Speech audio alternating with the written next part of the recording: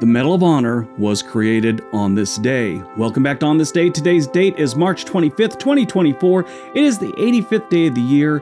There are 281 days left in 2024. It is the 13th Monday in the 13th week in the 7th day of spring. You got 88 days until summer. Today is National Medal of Honor Day. National Medal of Honor Day recognizes all Medal of Honor recipients. The Medal of Honor is the highest military award in the United States and was created on this day in 1861. I've always thought that they could just make a television show about Medal of Honor recipients. Every episode should be one of their stories. Their stories are incredible, and that's how you get this award. Sometimes I like to read them when they come up. One of my favorites is Roy Benavidez. He received his Medal of Honor in Vietnam. He actually survived. Most Medal of Honor recipients, I think about 90%, get it posthumously.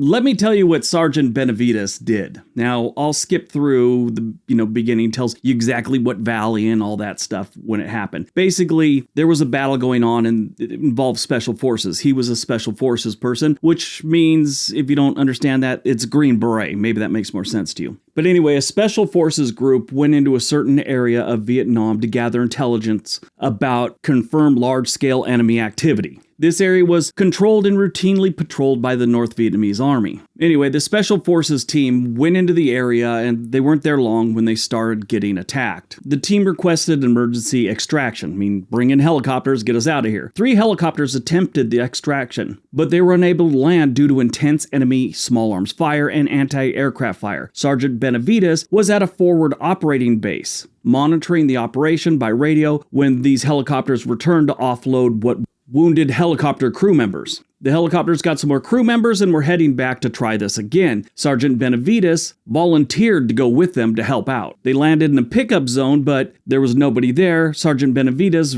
realized that they were either wounded or dead. He directed a helicopter to go to a nearby clearing where he jumped from the hovering helicopter, ran about 75 meters under withering small arms fired to the crippled team. Prior to reaching the team's position, he was wounded in his right leg, face, and head. Despite these painful injuries, he took charge, repositioning the team members and directing their fire to facilitate the landing of the aircraft. Once they started putting bullets in the right area, he popped a smoke canister which directed the helicopters to his exact position. Despite his severe wounds and under intense enemy fire, he carried and dragged half of the wounded team members to the waiting helicopter. He provided protective fire running alongside the helicopter as it hovered low to the ground, moving from position to pick up more soldiers. As the enemy's fire intensified, he hurried to recover the body and classified documents of the dead team leader. When he reached the leader's body, Sergeant Benavidez was severely wounded by small arms fire in the abdomen, and a grenade was thrown at him, and he got fragments in his back. At about that exact same moment, the pilot was wounded and killed, and the helicopter flipped over. Now it's a crashed helicopter with a bunch of wounded guys have now fallen out of it. He ran back to the helicopter with all the documents and the dead team leader, pulled people out of the wreckage, set them up so that they could return fire while wounded. So he's wounded, they're all wounded, they're still shooting. Then this man picks up a radio and starts calling in airstrikes and artillery strikes all around them. Then he gets shot in the thigh. So he's been shot a few times, he's been blasted in the face, he's had a grenade go off right behind him, and he's got pieces of metal in his back, and he starts dishing out first aid to the wounded people. So a second helicopter comes in, and he starts loading people up. Then, with all these wounds, he goes running across the field again to get another guy. On his second trip, he was wounded again. He was clubbed from behind by an enemy who he turned around and dispatched to the afterlife. He gets that guy back and goes back for a third. He was ready to go back. Finally, after, he'd lost so much blood and he was getting a little lightheaded, I imagine, among other things, they finally pulled him on the aircraft and they got out of there. And he got the Medal of Honor. I think he should have gotten a lot more, like never have to pay taxes again type thing. All right, let's see what else March 25th has given us.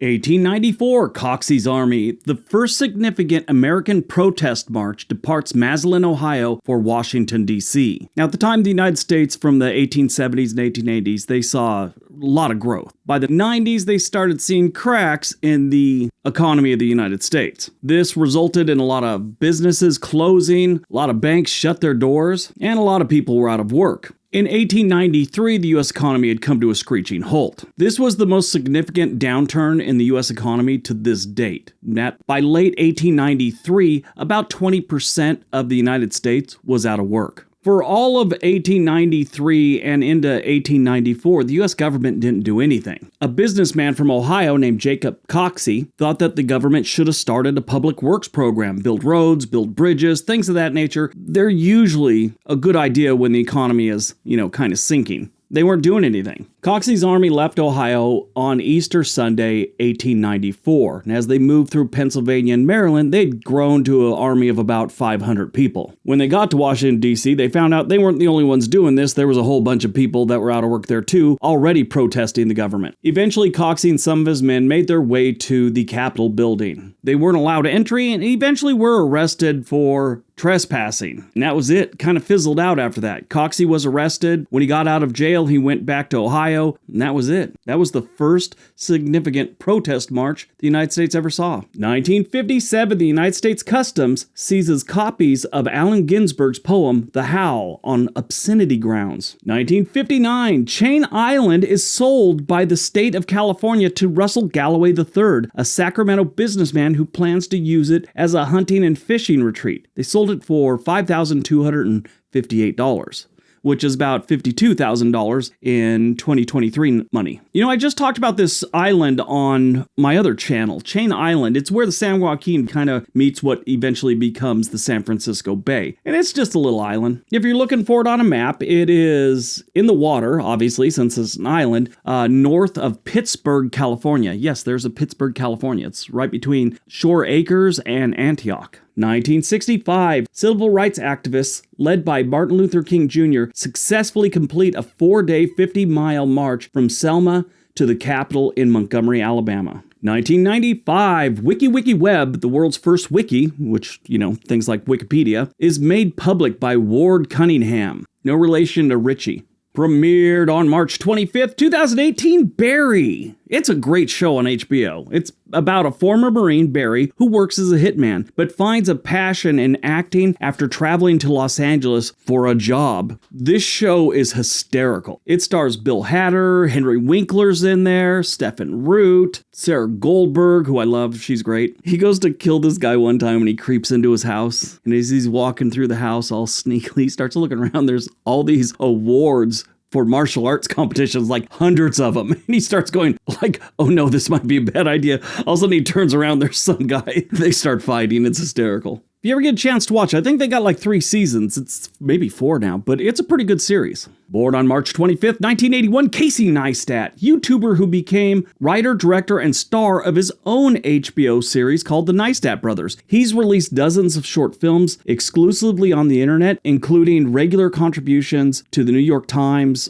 Doc series. I don't even know what that's all about. I've never seen those. But so Casey Neistat played a big part in me becoming a YouTube creator. I'd started off because I read a story about this YouTuber named PewDiePie who made like $14 million in 1 year. I had no idea. Well, then I started researching YouTube. One of the guys I came across was Casey Neistat. At the time, he was in the middle of doing a vlog a day. I think he had up to almost 800 days of putting a video up almost every single day. I'm talking like 99% of the days in a year, he put up a video. And what's amazing about it, at the time, before Casey Neistat, it was very amateurist for the most part, YouTube was. Really, people weren't putting a lot of effort into their videos. He came along because he's like a legit filmmaker, and he started having a 3-part story to his vlogs. Very interesting. You go back and start watching Casey Neistat from the very beginning. It is really interesting. If you look back at his HBO show, it was kind of YouTube episodes that he was putting up and sold them to HBO. Dropped out of high school, had a kid when he was like 16. He shouldn't be where he is today. Now he's, is very successful, worth a lot of money. He actually worked as a dishwasher in a seafood restaurant and was a bike messenger in New York City. One of the first weeks he got, I think it was the first week, maybe the first month, he had got to New York from Connecticut to start his new life in New York. He was sleeping on a friend's couch. 9/11 happened, and he was within a couple blocks of it to where he couldn't go back to his apartment once he left for like a couple days. He wanted to get footage So he got a hold of a hard hat and a reflective vest. Everyone thought he was a worker, and he was just filming the whole thing. He started a app called Beam. It was really similar to Snapchat and some of the other ones, so eventually it kind of collapsed, and because other apps were doing what he was doing but better. CNN bought his company. Really, he bought it for the team of people. I heard he'd walked away with like $10 million for it. I don't know how true that is. Died on March 25th, 2022, Taylor Hawkins, American musician best known for being the drummer for the rock band Foo Fighters. He joined the band in 1997. The first album he recorded with them in 1999 was There's Nothing Left to Lose. He previously worked on 2 of Alanis Morissette's tours and also a side project called Taylor Hawkins and the Coattail Riders. He just died in his hotel room. The autopsy said he had a heart that was twice the size it should have been. He had been a drug user in the past, and most of his friends felt he had got way past that. He had anxiety medication, antidepressant things, a little THC in his system. He had called down to the front desk of the hotel in Columbia where they were staying and said he was having chest pains. They got up there and did, CPR on him, and it didn't bring him back. It was really sad. Obviously I never met the guy, but I'd seen a lot of interviews and I'd seen, video of him, and he just always seemed like a very happy person, just, loved his life, it seemed like. That's what everyone said. He just loved life. It's too bad. He had just turned 50 about a month before.